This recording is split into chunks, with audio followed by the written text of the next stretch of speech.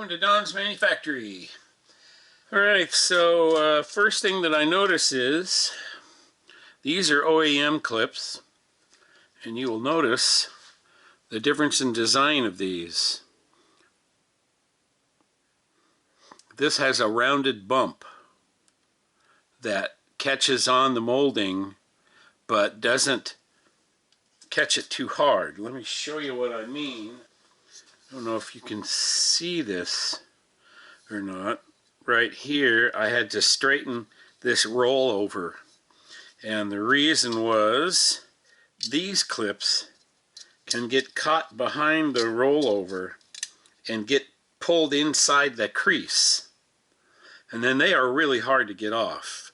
When you're trying to unclip them, you have to push the molding down and then unclip it in order to slide it out from the roll. The original ones will hold it, but with that rounded edge they come out much easier, so the moldings don't get damaged. And that is how on this one here, you'll see there's a little crease right there, there's another little crease right there, and that was me trying to work that clip out because it was caught under the roll of the metal. So you can see how tough I got trying to get this one out. I ended up having to straighten it and then take sandpaper. I don't know if you can catch the reflection on that or not. And then take sandpaper and polish it, and then go back over it with the polisher.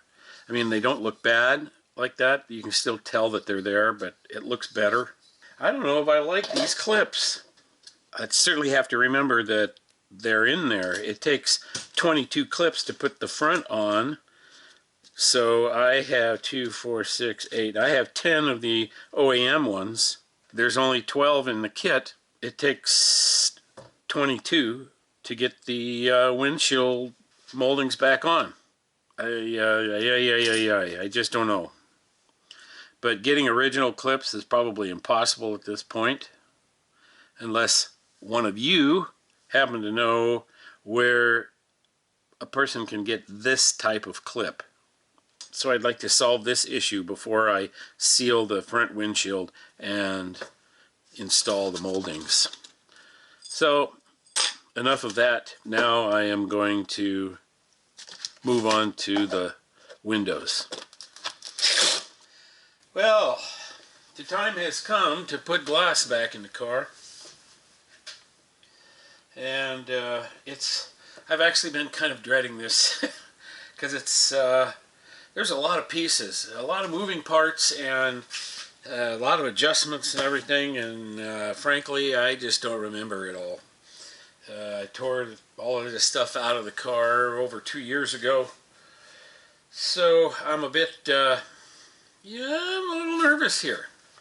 I think I'm going to cheat.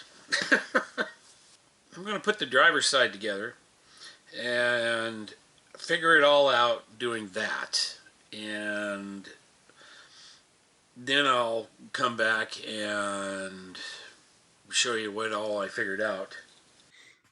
Well, I got the glass in, regulators in, everything is loose and not adjusted. I have to rebuild the rear track yet. I'm actually just replacing the material that goes on the inside of it. But so there's no rear track in there, so none of this fits. But it will. I just need to get it all adjusted. I spent a whole day putting this all together and adjusting everything so that it works. Good solid door close. I put the rubber bumpers in on the door now, so it really, there's no weather strips yet, but it sure got a nice solid whack to it. This was quite a process, but I have now identified everything.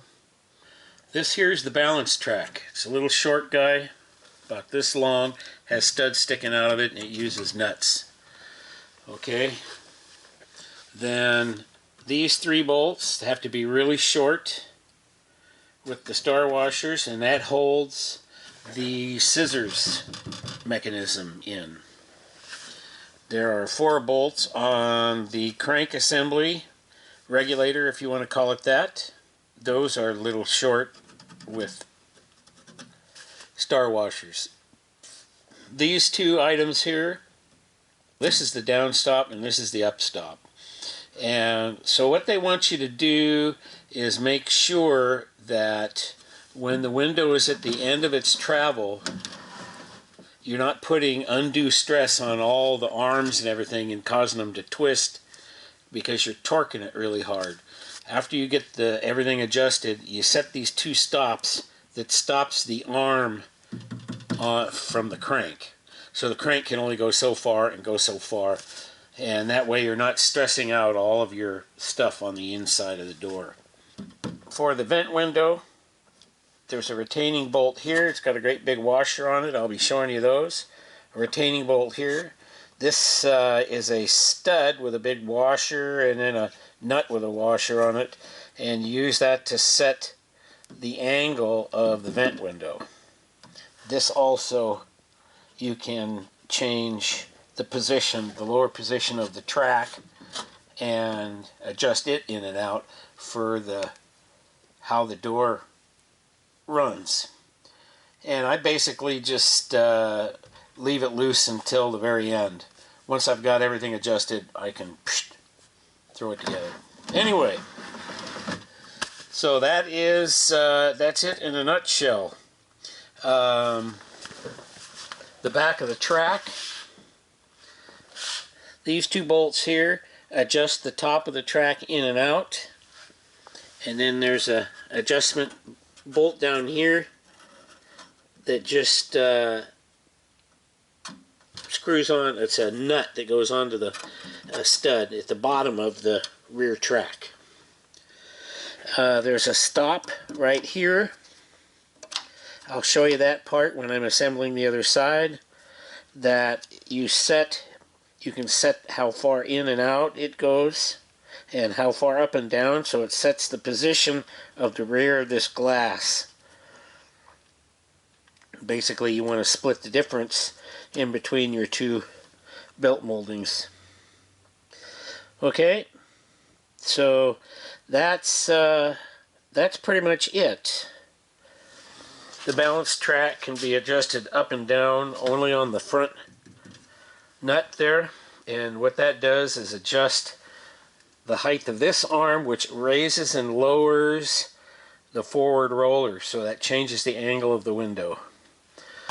The idea is to get it to just roll up and down square, so that it comes up square right here, and there's a stop to set up here in the front. There's the stop in the back. I forgot to mention that stop in the front. That bolt right there, that is the stop for the front of the glass. So you set the angle, you set how far you want the glass to go up in the front and the back on the stops in the front of the back, and then you adjust the balance track to match. Have to replace the felt inside the rear track. It's all worn out. I'm replacing the forward track as well, and they actually remanufacture those, so you can buy the whole front track as a complete unit. I'll be showing you all of that when we put the right side together. Stripping off the old material which had worn through. Replacement material is kind of just looks like the fuzzy side of Velcro. The original material kind of looks like the hook side of Velcro. I don't know, maybe the hook side would work better, or maybe it might even last longer, I don't know. The glue is really hard, and because it's old, of course, and so it peels right off with a putty knife, and then just go after it with the wire brush, clean it up with a little bit of paint thinner, which softens the glue and just melts it right off of there. There was a little bit of rust I needed to take care of, so I grabbed some Ospo there in a container right above where I'm working to treat it. Supposed to let it sit for half an hour, so I edited that part out so you don't have to sit through it, and off we go with the final cleanup of the track. And, of course, my work area, because I'm going to start gluing. Now I'm grabbing the material. You notice it's got wrinkles in it. So my advice is to put it flat, peel the paper back, and get the wrinkles out before you do this process. The idea is to cut a strip of the backing material out and the felt centered into the track. And you can see the wood block I use for setting the felt. If you cut too much out, the felt will stick on the sides and you won't get a square corner. If you don't cut enough, then the paper will tear and stay down in the bottom, and then you won't get any adhesion, and it gets really hard to get that paper out of there to get the felt to stick. And other than that, it's just once it's centered, it's real easy to just finish the job. Here I'm installing the rear track, and now I'm grabbing the crank unit there, and I'll get that installed, and next will be the scissor unit. You'll notice that I'm actually building this door from the back forward. So I start with the rear track, then the glass, then the vent window. On the driver's side, I did it exactly the opposite way. I started at the vent window and went backwards. The door assembles equally as well either way. Next up is the balance track. On this side, I ended up elongating the hole a little bit to get just a bit more adjustment out of the front side of that track. So here you see I'm replacing that front track assembly and putting in the washered stud that goes in there that adjusts the angle of the vent glass. There are little notches in the metal that allow that front stud to get in past the front of the door there. I had to take the vent window out because I hadn't removed the lower stop for the window. But after doing that, the vent window just slid right in. Next up is to just set the angle of it.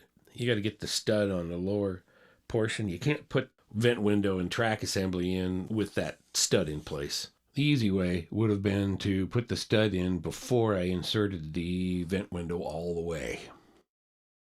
So there I'm installing the stops, front and rear, and after I do that, I'll adjust the balance track and everything and just keep adjusting all the windows until they fit perfectly.